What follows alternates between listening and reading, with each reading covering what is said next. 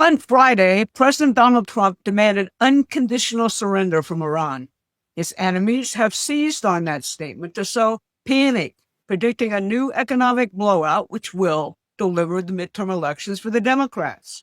Here's Karoline Leavitt explaining war to the jackals in the media. President Trump means when he says unconditional surrender is when he, as commander-in-chief of the United States military and the leader of the free world, determines that Iran can no longer pose a threat to the United States of America and to our troops and our personnel in the Middle East. We're already well on our way to achieving the objectives of Operation Epic Fury, and when the president determines that Iran no longer poses that threat, that's when that unconditional surrender will take place. Now, the City of London's financial press are showing financial panic, claiming that we're headed for a 1979-style oil shock, once again caused by events in Iran, if the war isn't stopped immediately. Bloomberg News on Friday said that $100 oil is just about here. The Wall Street Journal this morning carries the headline, America braces for oil shock as Iran war throttles supply. And the Financial Times leads by asking, is the nightmare scenario for energy finally here? The lead anti-Trump economist Paul Krugman gleefully predicts the same gas lines, rationing, and stagflation that America experienced from the Iran oil shock in 1979. They're all wrong, and their evil intentions are very clear. That oil shock was not the product of market forces, and neither is the panic they're trying to create today. I'm Barbara Boyd, and I'm going to prove it to you because I've studied the imperial grid game for decades, including the 1979 Iranian Revolution and the oil shock it caused. What the globalists want is simple, an economic crisis they can pin on Trump to deliver the House and Senate in the midterm elections. And once again, the mullahs are their instrument, just like 1979. Here's what I'm going to cover today. First, what the 1979 oil shock actually was, who built it, and why. Second, how the same playbook is being run today against Trump's American economic renaissance. And third, why unconditional surrender of the Khomeini regime is not the cause of economic chaos. It is the cure. Let's get into it. But first, hit the like button and share this video. It increases our reach on YouTube. To understand why they destroyed Iran in 1979, you have to understand what Iran was becoming and how it defied the globalist plans. By the mid-1970s, the Shah of Iran was using oil wealth to build a modern industrial nation, and he was moving very fast. Over 30 nuclear power plants were under construction or in planning with France and West Germany. So too a massive steel industry. His explicit goal was to make Iran one of the world's top industrial powers, independent, sovereign, no longer dependent on raw material exports. And it wasn't just Iran. France and Germany were laying the groundwork for a new international monetary system that would reform the IMF and finance industrial development across the entire developing world. For British Petroleum and the Anglo-American financial establishment that had controlled Iran's oil since the 1950s, this was an existential threat. The Council on Foreign Relations had already mapped out the future world economy in their Project 1980s project commencing in 1975. They called for a complete halt to exactly this type of industrial development, starting right here in the United States. It became the Carter administration's policies. Just listen to their own words. A degree of controlled disintegration in the world economy is a legitimate objective for the 1980s and may be the most realistic one for a moderate international economic order. Controlled disintegration. That was the policy, and they had the perfect weapon to deliver a major blow. They overthrew the Shah by weaponizing his fatal flaw, the Sabak, his brutal secret police, trained by MI6, the CIA, and the Israelis. The Sabak made Iran an easy target for a worldwide human rights campaign, and the Muslim Brotherhood, a tool of British intelligence going back to the 1920s, was deployed to run the color revolution that brought the Shah down. When Khomeini took power, he canceled every modernization project, the nuclear plants, the steel mills, all of it. denouncing them as, quote, Western and, quote, anti-Islamic.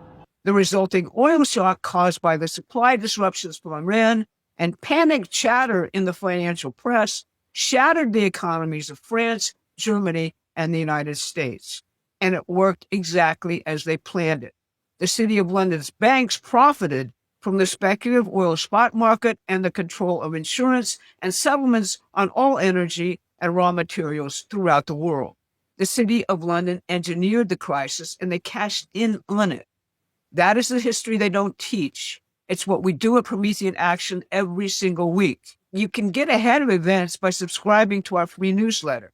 And if you're already subscribed, you might have already thought about the fact that this is the same enemy playbook being run now. It's just a different decade. So now you know what happened in 1979. The question is, why are we talking about it today? Well, it's because the same people, the same institutions, the same imperial establishment that engineered the controlled disintegration of 1979 are running the identical playbook against Donald Trump's economic revolution right now in the United States. Their calculation is straightforward. Iran's counterattacks on Gulf oil infrastructure create a new oil shock. The economic crisis delivers Democratic victories in the midterms. And Trump's economic renaissance, well, it dies in the cradle. When Trump came back into office, he came in with an explicit program: tariffs to rebuild manufacturing, energy dominance to drive down costs, deregulation to unleash industrial investment, and a sovereign wealth fund to finance national development. He revived Hamilton's American system, the very system that the CFR's Project 1980s attacked by name. The parallels to what the Shah was attempting are not coincidental, but there is a very critical difference. Trump's program puts the prosperity and security of the American worker at the absolute center of everything. Not Wall Street, not the globalists, the worker. His national security strategy says it plainly. American policy will be pro-worker, not merely pro-growth, and it will prioritize our own workers here. And Trump is the first president since Roosevelt who is unafraid to exercise the power of our unique American heritage. He knows exactly whose shoulders he's standing on. Here he is, right after the war started, pausing at the statues of Washington, Franklin, and Jefferson he has recently installed outside the White House. What are the objectives for Iran? Who do you want to lead Iran?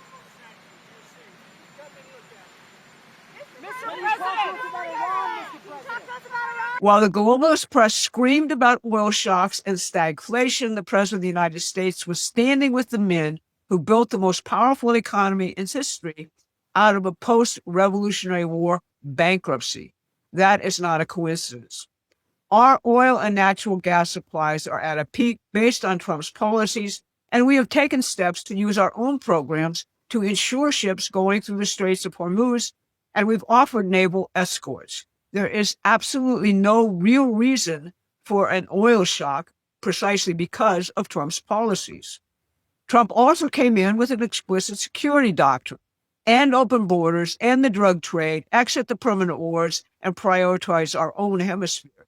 The Middle East was not explicitly a major security target. That's the first time that's been that way in years. But the red lines were clear for the Middle East. Gulf energy must not fall to an outright enemy. The Strait of Hormuz must remain open. The region must not export terror against America, and Israel must remain secure. Iran with a nuclear weapon hits every one of those red lines simultaneously. Not one voice in the anti-war chorus will tell you the regime Trump is destroying was a British intelligence installation. Not one will tell you the 1979 oil shock was deliberate economic warfare. Not one will mention the controlled disintegration of the economy because they were for it then and they are for it now. The difference between 1979 and 2026 is one man, and they know it. So let's bring this home. The CFR, the economists, the Wall Street economists, the anti-war crowd, they all agree. Trump must stop, negotiate, accept a ceasefire, because if he doesn't, economic catastrophe follows. They have it exactly backwards. The Khomeini regime was installed in 1979 as a permanent weapon against the American and world economy. It was designed to do exactly what it's doing right now: threaten the Strait of Hormuz, attack Gulf energy infrastructure, weaponize oil against the West. That is not a side effect of the mullahs' ideology. That is their primary function, and that's what they were built to do. The cure is not a ceasefire. The cure is unconditional surrender. Think about what the day after looks like. Iran sits on the third largest proven oil reserves on Earth. Under the mullahs, those reserves have been deliberately withheld and weaponized. A post-Khamenei Iran, under a government aligned with its own people's interests, doesn't just stop being a threat, it becomes one of the world's great energy producers. Its intellectuals and professionals who fled the mullahs' prosecutions returned to help build their nation. A Middle East that is developing and prospering does not produce terrorism. It does not weaponize oil. It does not serve as the British Empire's permanent destabilization instrument. That is Trump's actual strategic vision. And when you understand it, the entire manufactured globalist financial panic makes perfect sense. They're not worried about the American economy. They're worried about their own survival. In 2026, the man in the White House is finishing what the CFR started in 1979, but in reverse. He is not disintegrating. He is rebuilding. And a major step in that rebuilding is removing the weapon they installed 47 years ago. Unconditional surrender is not the cause of economic chaos. It is the cure. This has been your Saturday Brief. Please consider becoming a paying subscriber to our newsletter and continuing to help us expand this project. Thanks very much for listening. Please take a moment and subscribe to our free newsletter at prometheanaction.com.